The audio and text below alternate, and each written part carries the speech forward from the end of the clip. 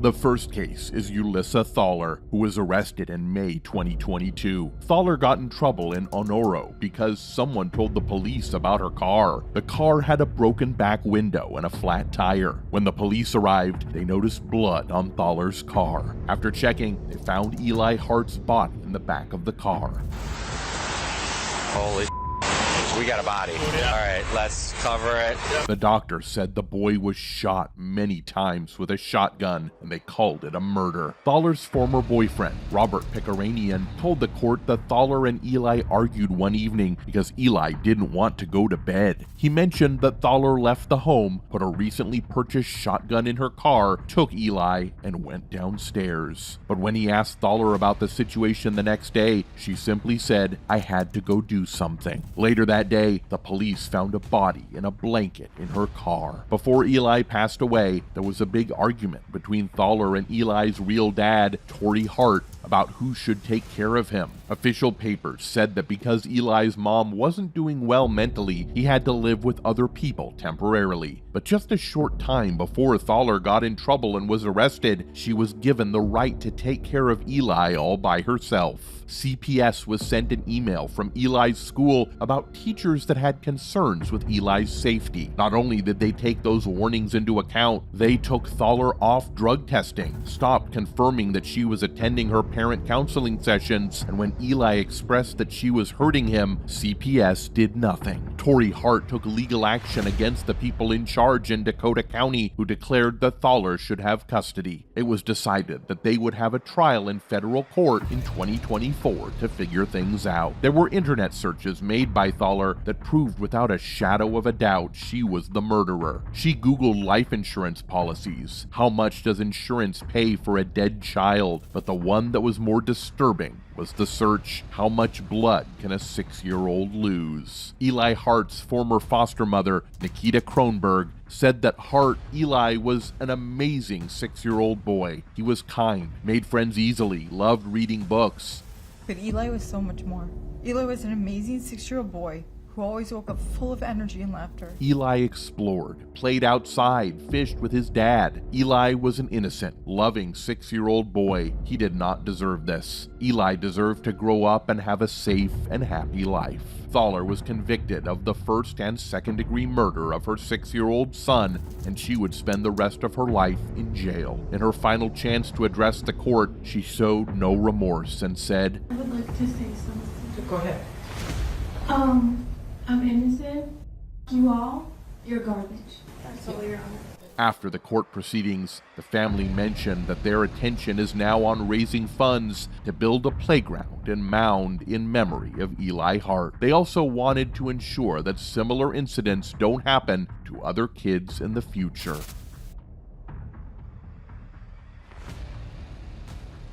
Now, welcome to the Horry County Courthouse, a woman who was accused of leaving her baby in a box by a South Carolina road in 2008. The case went unsolved for a long time until the police arrested Jennifer Saar after 12 years for the death of the baby referred to as baby boy Horry. Formerly known as Jennifer Rickle, she had been living with her husband and 2 children, a 2-year-old and a 5-year-old. Saar was a college student at Coastal Carolina University when the baby was abandoned. According to the reports, Saar was in a sexual relationship with another student, Ronald Woodham. Suddenly, she started feeling numbness in her hands and feet, and she was feeling unwell. At that time, she didn't know she was pregnant. She went to a university campus doctor, and according to her, the doctor didn't tell her she was pregnant until December 2008. Experts said the baby was born alive, and if given medical help, he could have stayed alive. It seemed the baby only lived for a day before someone found the body, as mentioned by Horry County Coroner Robert Edge back then. The prosecutor acknowledged that Saar had a great life. She has a loving family, graduated from college with honors in 2010, and has been doing well. However, the prosecutor thought it was important for Saar to go to prison to show a strong message against leaving a baby to die. Saar's lawyer said she isn't a danger and probation would be better. He explained that Saar didn't realize she was pregnant until she gave birth at night, so putting her in prison might not help others in similar situations. In this critical situation, the child's father said, "This time, I would like to ask for privacy and respect for my family and I as we grieve over the death of my first and only born child and son. The judge, after acknowledging that there are no winners in this case, pointed out that there are still the children of Sar. Zeroing in on the most important people in this whole case that are not even here.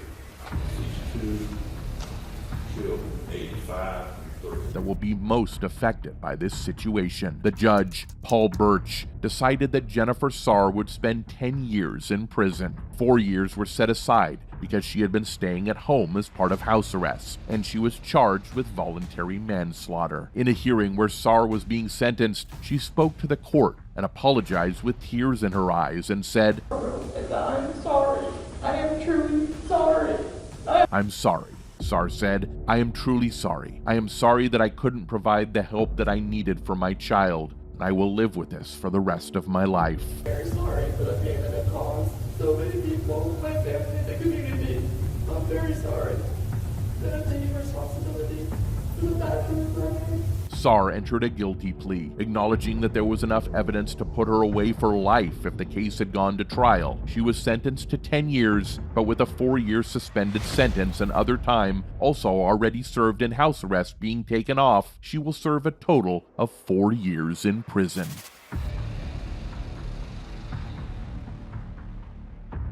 Welcome to Montgomery Circuit Court. On November 17th, 2016, something happened in Darlington, Indiana. Brandy Worley did a terrible thing. She hurt her 2 children, Tyler and Charlie, who were 7 and 3 years old. It happened the day after her husband Jason said he wanted to end their marriage. Early in the morning, Jason heard his mother-in-law yelling. When he saw what was happening, he discovered that Brandy had done something terrible to the kids. Brandy reportedly said, "Now you can't take my children from me," after the terrible event. Jason and Brandy Worley were married for 7 years before things went wrong. They got engaged and then married in 2009, and soon after, Brandy became pregnant with their first child, Tyler. However, they faced difficulties because Tyler was born 10 weeks early. During that challenging time, the couple made a promise to each other. They decided to always put the happiness and well-being of their children first, even before their own needs or the problems in their marriage. Jason shared, "We always said the children would come first, before each other or our marriage." After Tyler was born,